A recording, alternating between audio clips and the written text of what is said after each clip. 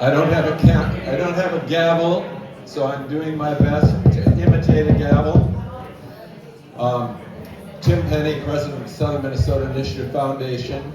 And not that, first of all, thank you for so many of you turning out tonight for our annual Sprout event. We used to do luncheons in the middle of the day, in the middle of the week, to celebrate the work that we do in the region and to bring in all of our regional partners and friends and donors. But several years ago, the staff came up with an even better idea, and that was to do something similar to Business After Hours. Chamber Director Nort Johnson is here somewhere. He can relate to Business After Hours. I think in Faribault, Nort, you also do Business Before Hours. But it's a way to make it more accessible to more people, because we have a lot of friends and partners across the 20-county region that our foundation serves. And we just wanted to have an opportunity to get together with you, share some snackies with you, tell you a little bit about our work in the region, and feature a few of our partners here in the region. But we're going to keep it very brief. I don't know if any of you are aware of this, a handful of you I think are. I'm going to retire after 18 years sometime in the not too distant future. We're in the process of onboarding some new individual who will take this foundation forward. This then could be my last Sprout event, and I'm going to miss these, although maybe I'll still show up in future years, because I love this event and I love the region we serve. Our foundation has been around for almost 40 years now. We came into existence in what was then referred to as the farm crisis. I just bumped into a farm family moments ago who benefited from some of the work we did to pass farm debt restructuring legislation and stop the hemorrhaging, because too many farm families were being driven from their land. But at that time, the farm families were suffering, small towns were suffering, and our foundation was created by the McKnight Foundation to be one of 6 rural foundations in Minnesota to help these respective rural regions build back and build for the future. And so 18 years ago, having come home from Washington, 18 years ago, I was approached to take this job, and it was the smartest decision I ever made, because here at the foundation, we get things done. And we get things done in partnership and collaboration with other groups and organizations that are working on the issues that we invest in. We have a great board of directors that helps guide our work, and a wonderful staff, and I'll ask them to show their hands later in the program, who carry out this work day in and day out. But we segment our work into 3 buckets. One is a lot of programming and grant making around early childhood needs. Another is a lot of grant-making, lending, and programming around entrepreneurship and helping communities support entrepreneurs. And the 3rd bucket of our work is dedicated to small towns, because there aren't many foundations you can turn to get money in small towns.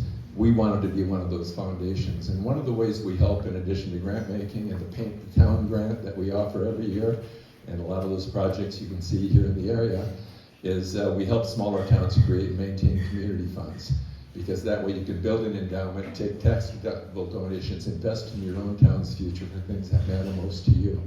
So that's kind of who we are and what we do, and for me it's been an affair of the heart, especially because the region that we serve as a foundation is essentially the same region that I had the honor and privilege to serve as a congressman some many years ago.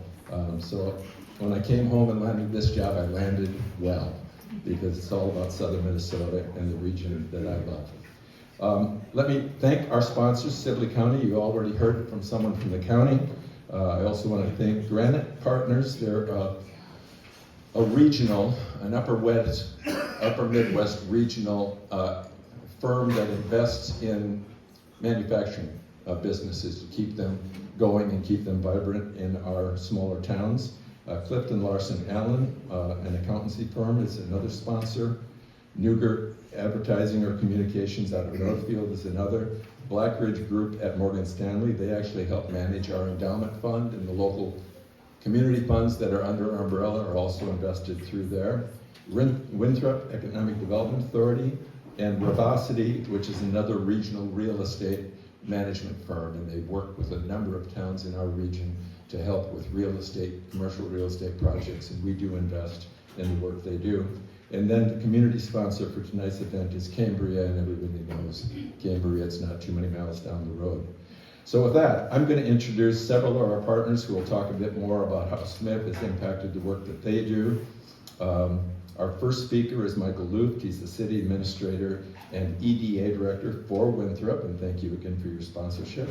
The communities of Gibbon, Fairfax, and Winthrop are collectively part of SMIF's Rural Entrepreneur Venture Program, a 3-year commitment toward economic development planning in small towns.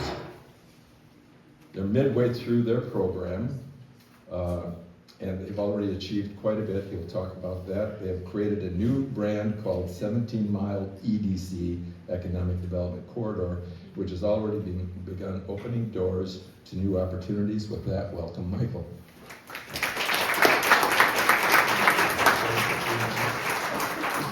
Thank you, Tim. And thank you for your service to Southern Minnesota. We appreciate it.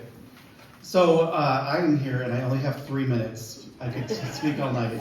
My group is already starting to time me. So we initially started the REP program with SMIF to collectively get a regional approach to economic development when it came to entrepreneurs. There are really 3 core things that we've learned in the last year and a half. And I'm going to bring you through those because I think it highlights some of the program's success. So we, as a rep group, received a grant last December that has really allowed us to take these 3 core problems that we've had in our 3 communities and turn them into really good opportunities for entrepreneurs. The first one that we had to push right away is that Rev was coming in to take care of everything, run summer festivals, build buildings, make sure that businesses kept running. That is not our goal. So Chamber of Commerce, you guys can continue to work, is what we told them. Continue to do your thing. CNCs in Fairfax, we know that you guys are doing great work, hard work already. Our focus with Rev was really reaching those entrepreneurs that either didn't have a plan already or really needed help going to the next step. So that was one of the barriers, getting everyone to really collectively come with us on this journey, knowing that there was a beacon, a small beacon of hope, and that we can help. We can help you get the resources that you need. The second thing was about capacity. So in each one of our towns, the city administrator is also the EDA director, which if you ever like wearing 2 hats at the same time, you know that one always takes a back seat. And normally for us as administrators, that always seems to be economic development, unless we do it on our own time or on weekends. And I'm probably preaching to the choir, but we don't get enough time to do actual economic development. So one of our goals this past year, and what we were awarded the grant for, was to hire a business coach to come in, and we finally have completed that. We, in the last 2 weeks, hired Mary Hudson from Hutchinson. She was the Chamber of Commerce president and CEO. And she's also right now with Goldman Sachs, going around the country and promoting entrepreneurship. She's actually in New York right now, that's why she's not here. So we're really, really happy to take Mary on. It's really about giving her the resources to get to our entrepreneurs, to take time out of her day to go speak to them where they are at. Whether that's their garage or a small business storefront. Now we'll have that connection point between the 3 communities. So that was our capacity problem. And I'll say that on the largest problem that we had, that was probably it. It's just growing capacity within our ranks. And then the last one was just being known. The 17 Mile EDC represents 17 miles of train track and highway between Fairfax and Winthrop, Gibbon being in the middle. And one day, this is a true story, I was coming home, it's a true story. I was coming home and it said Winthrop, 17 miles. And I was like, well, isn't that cool? Like, it's a cool number. And so I immediately called one of our core members, Katie Graham, and she didn't answer. Which is normal because she was probably like, oh, Michael. Anyway, so later that night we got together and I said, 17 Mile EDC just makes so much sense. It's 17 miles of train track, there's 17 miles of fiber, there's 17 miles of highway. I think we should change our name.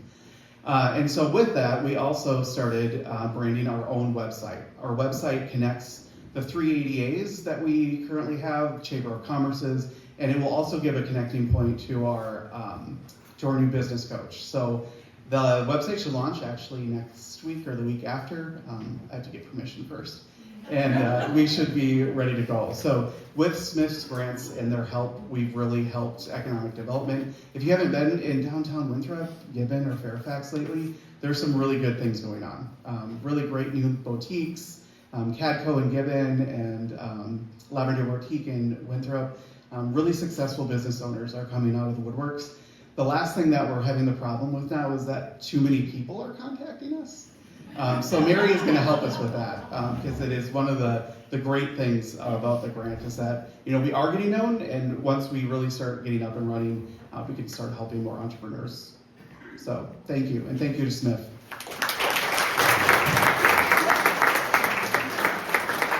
Thank you, Michael.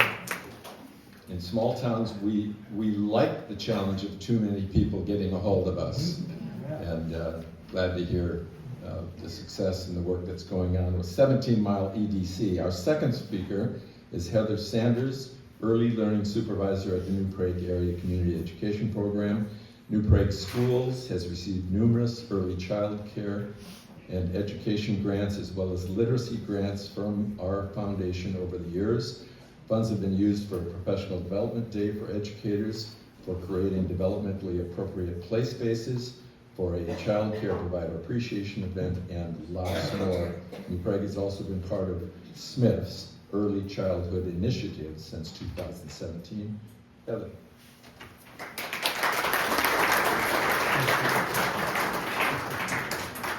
Good evening and thank you. I am not like Michael, I have a script and I've actually timed it, so I think I'll be under 3 minutes.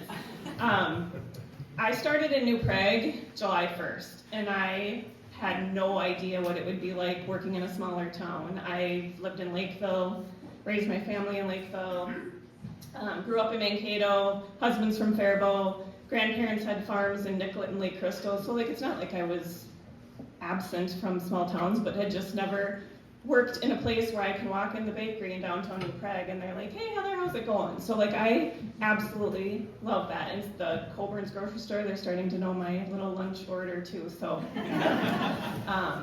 that has been so fun for me. And what do I want to say here?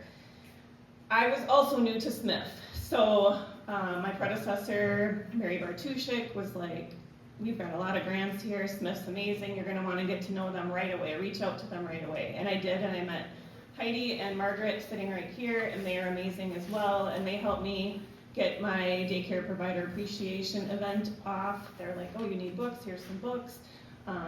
Oh, write this grant, write that grant, and I'm like, oh my gosh, this is so amazing to have so much support. I've also never known of a foundation, thanks to Tim and your work, that focuses on early childhood. As an early childhood administrator, I've been in this field my entire career, and I'm a grandma, so and I have little gray hairs right here to prove it. But so about 25 years I've worked in early learning, and it's rare for a nonprofit or a foundation to be intricately focused on early education.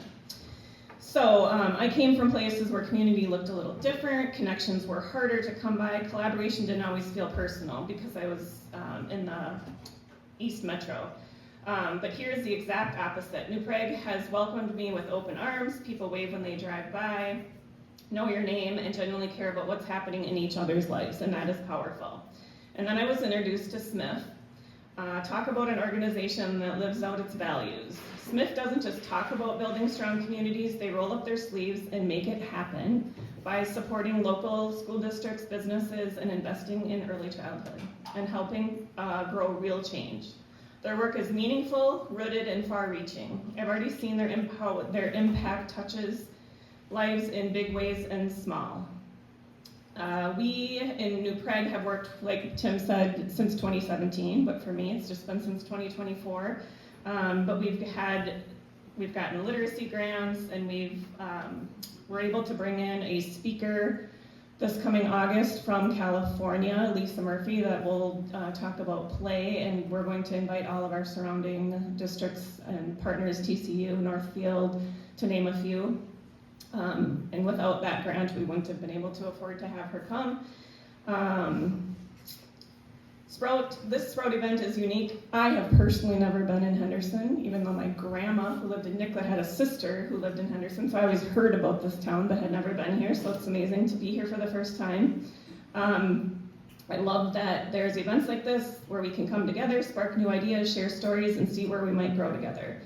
Whether you're here representing a business, an organization, or just your own passion for your community of Henderson, your presence here tonight matters. So let's enjoy the conversations, and most importantly, take a moment to introduce yourself to someone new. You never know what kind of collaboration or friendship might sprout from tonight.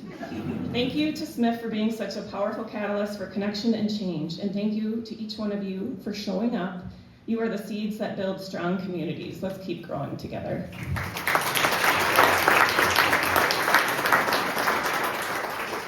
Thank you, Heather, and thank you for your great work around early childhood in New Prague. Our final speaker is Dan Emilius, Interim Executive Director of the National Ruby-Throated Hummingbird Center. I love it. But I'm trying to figure out, do hummingbirds really sit in those little swings that you've got on sale in the room? I may have to buy one and take it home with me. Dana is not only the executive director here, but involved with Henderson Feathers, the group that created this new center, sponsors the popular Henderson Hummingbird Hurrah, and maintains the Hummingbird Garden in Bender Park. And some of you, if you Googled how to get here, may have seen that garden because it took you the other direction on 6th Street. But it's a great group, and this is a great idea for a town that already has a number of fun and interesting things going on. This group has received 2 small town grants from SMIF to support the establishment of this unique center. So let's hear more about it from Dana.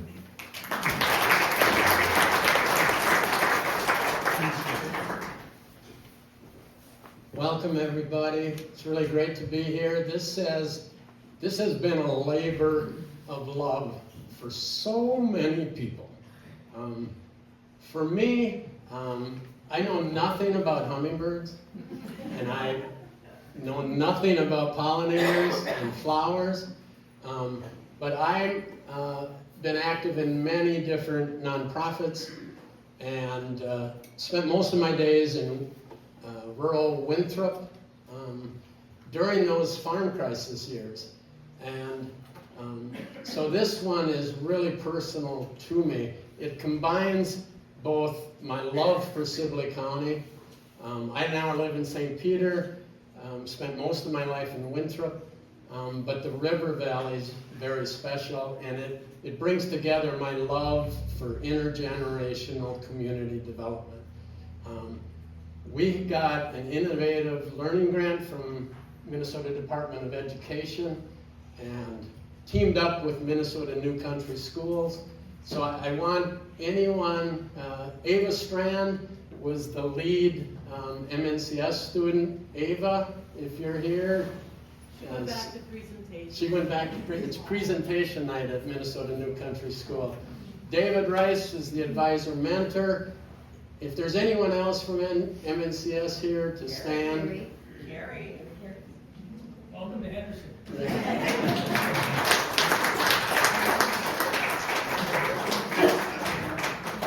This is the muscle behind the center. Yes.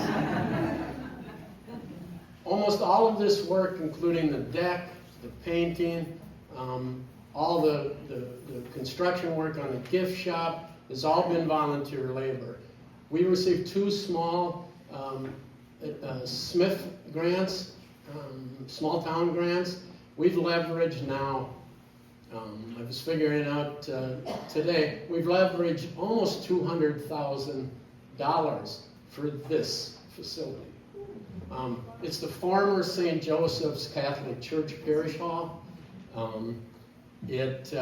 St. Joseph's unfortunately closed. The city purchased these 2 properties. During the farm crisis, I attended the SMIF, the origin years of the Initiative Foundation. I never throw away, I was running the Winthrop News, I owned the Winthrop News at the time. I was the only rural journalist to attend the press conference at Jonathan, the subdivision in Chaska. So this is a deep love of mine as well. My late wife, Kim, who died almost 10 years ago, was a part of the first Sibley County group that provided input to the initiative.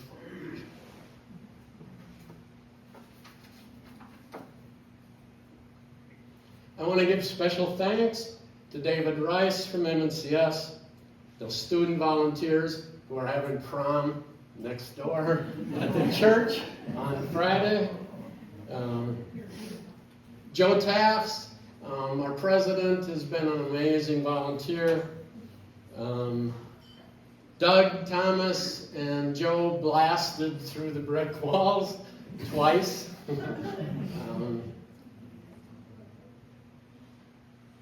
If there's any of the other board members here, I know Beth is here, Sue, Mary Ann, Brenda, have been the volunteers that have sustained Henderson Feathers for up to 25 years. So this labor of love is to try and keep Dolores Hagen, the founder of Henderson Feathers, alive. And so as we grow, we'll be looking at hopefully putting in some more plants up this way for pollinators.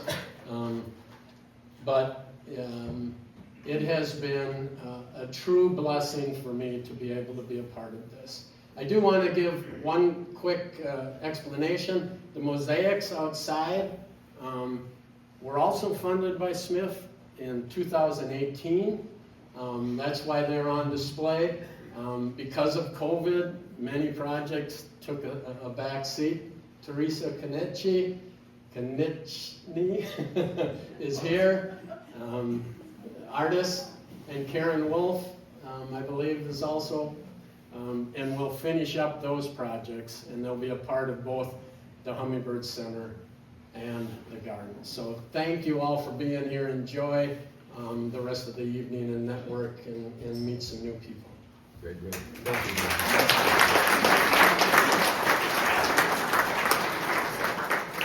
Thank you, Dana. It's a great facility, and I know they're going to. It's going to keep going, and it's going to be a great asset to the community as years go by. So appreciate you and all the others that were part of Henderson Feathers. Sorry, Heather. All right, I'm going to wrap up my part by simply thanking all of our speakers for their presentation about their work here in the community and nearby, and the connection that we were able to make through SMIF to support their great work. There's also, so take advantage of them after we break. I'm going to turn it over to my incoming board chair in just a minute. Take advantage of them if you want to learn more about the programs that they are involved with here in the area. There are also a number of SMIF staff people here who day in and day out get this work done. So all of you just raise your hand so people know who you are and they can seek you out if they have questions about SMIF and our programming.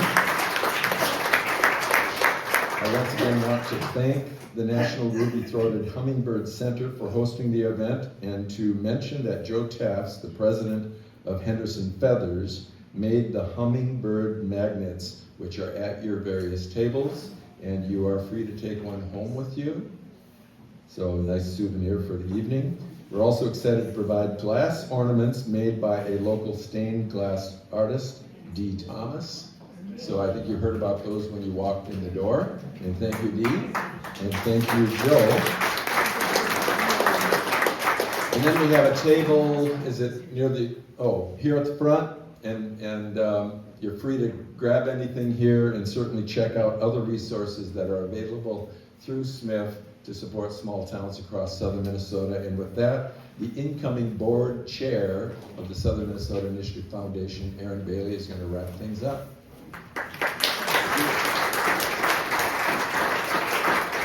Thank you, Tim. SMIF's investment in the regions rely on financial support from donors, which I know you're all aware of. And as Tim mentioned earlier, he is transitioning into retirement. So in honor of Tim's 18 years as president and CEO of SMIF, we have launched a new fund. It's the Tim Penny Small Town Fund, which will support small towns like Henderson in our region. So we are fortunate enough tonight to not only have Tim here, but to also have the life-size cutout of Tim,